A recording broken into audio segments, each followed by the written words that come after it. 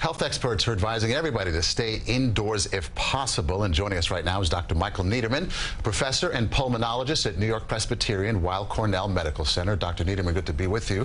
Who is considered most vulnerable here, and how do you know if you're on that list?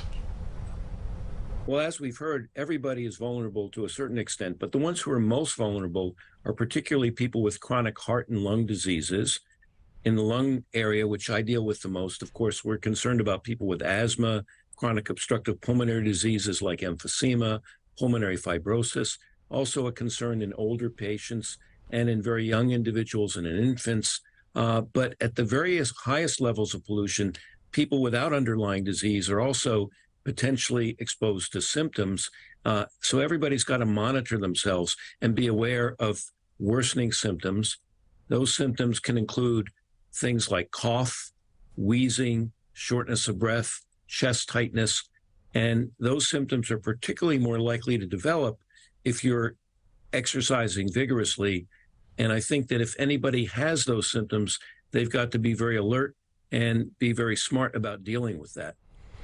Does that then require a trip to the doctor or the emergency room at that point? Great question. Not necessarily. In fact, as we've heard, in general, people don't want to go out unnecessarily. So having symptoms, first of all, means you've got to go indoors if you're having symptoms outdoors. Once you're indoors, you keep the windows closed. If you have air conditioning, particularly central air conditioning, that'll have a filter function. You can put better filters on air conditioning units. You can have high quality air filters in your home that try to remove some of the particulate matter from the air, all of which can be very helpful. And that alone may lead to an improvement in symptoms. If you have to be outdoors and you're having symptoms, then wearing an N95 mask could be very helpful.